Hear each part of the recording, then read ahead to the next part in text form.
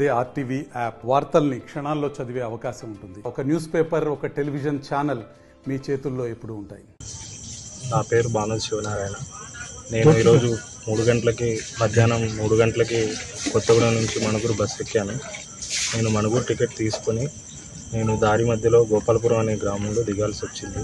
నా missus 8 month ప్రెగ్నెంట్తో ఉంది కారణంగా నేను బస్ డ్రైవర్ గారికి, క్లీనర్ గారికి బ్రతిలాడాను ఆపండి సార్ అని. వాళ్ళు ఆపకుండా చాలా దురుసుగా ప్రవర్తించి నా మీదే సీరియస్ అయ్యి, మీకు తెలీదా, మీకు స్టాప్ ఇవ్వాలి కదా,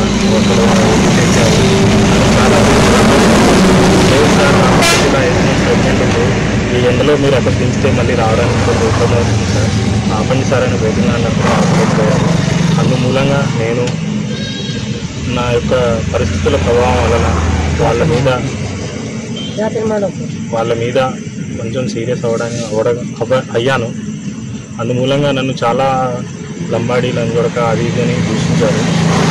దీని మూలంగా నేను అక్కడ బస్ ఆపి ఆ డ్రైవర్ వచ్చేసి నేను దిగకముందే నా ముందు దిగేసి వచ్చి నా మీదకే కొట్లాడి పెట్టారు. ఎక్కడి నుంచి వచ్చావో నాకు తెలుసురా, నీ సంగతి చూస్తా. ఆ డ్రైవర్ గారు కూడా మా యొక్క పక్క ఊరు తొగ్గుడం గ్రామానికి చెందినవారే. ఆయన తెలిసి కూడా బస్సు ఆపకుండా ఇంత చాదస్తంతో ఇంత దురుసుగా ప్రవర్తించి మా మీద ఈ కారణానికి ఆయనే ఒడిగట్టారు. ఇంతకుముందు వేరే కారణం బస్సులో వస్తున్నా కూడా చీర కొంగు ఇలా గుచ్చుకొని కూడా స్లిప్ అయిపోతూ ఉన్నా కూడా ఆపలేకపోయారు. అలానే ఈ కారణము ఇలా జరిగిన మూలాన ఇలా వాళ్ళ మీద కోప్పడడానికి గల కారణం, దీనికి సంబంధించింది సగం ఒక వాళ్ళు దీనికి తెలిసిన కారణాలు ప్రత్యేకంగా చూడకుండా ఏదో బస్సు ఆపలేదనే కారణంతోనే గొడవపడ్డారని ప్రవర్తించారని చెప్తున్నారు. దీని మూలంగా మా కళ్యాణపురంకే చాలా నేను ఆపమని నేను బ్రతిలాడినా కూడా, నేను దాంట్లోనే వచ్చినా కూడా కనీసం వాళ్ళు ప్రెగ్నెంట్ లేడీ ఉందని మానవత దృక్పథంతో కూడా ప్రవర్తించలేకపోయారు. దీనికి ఆ డ్రైవర్ యొక్క దుష్టతనం, ఆ డ్రైవర్ గారి యొక్క మూర్ఖత్వం, అదే నా పొజిషన్లో వాళ్ళ కుటుంబస్తులు ఎవరైనా ఉంటే ఎలా ప్రవర్తిస్తారో ఇంకా వాళ్ళకే తెలియాలి. దీన్ని కొంచెం సీరియస్గా తీసుకోవాల్సిందిగా కోరుకుంటున్నాను. నా మిస్సెస్ ప్రెగ్నెంట్ ఉండడం కారణంగానే నేను బస్ ఆపమని చాలా బ్రతిలాడాను. దీన్ని వాళ్ళు చాలా ఘోరంగా నన్ను తిట్టడంతో నేను కొంచెం కోప్పడడానికి కారణం. మేము ఖమ్మం నుండి మణుగూరు వస్తుండగా ఇద్దరు ప్రయాణికులు కొత్తగూడెంలో ఎక్కి భార్యాభర్తలు మణుగూరు టికెట్ తీసుకున్నారు. గోపాలపురం రాగానే లేచి మా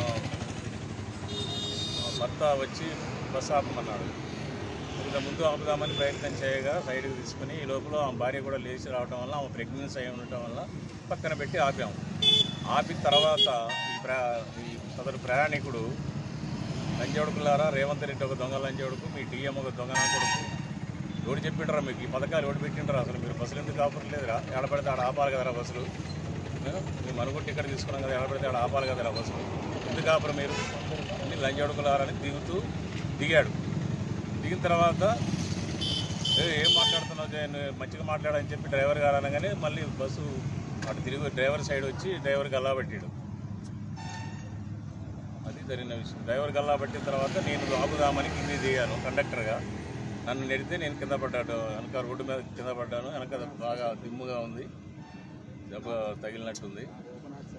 ఓపెన్ హార్ట్ సర్జరీ అనే పేషెంట్ని పట్టుకొని గట్టిగా నెట్టి కింద పడటం వల్ల నాకు అయోమయం అయిపోయింది. 10 నిమిషాలు ఏం జరుగుతుందో కూడా తెలవలేదు.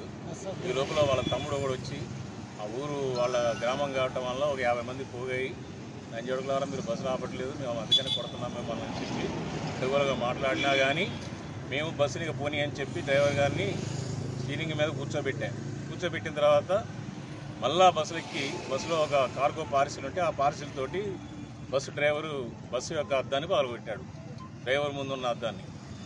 మరిన్ని వీడియోస్ కోసం ఛానల్ ని సబ్స్క్రైబ్ చేయండి, లేటెస్ట్ అప్డేట్స్ కోసం వాట్సాప్ ఛానల్ ని ఫాలో చేయండి, అండ్ లింక్ డిస్క్రిప్షన్ లో ఉంది.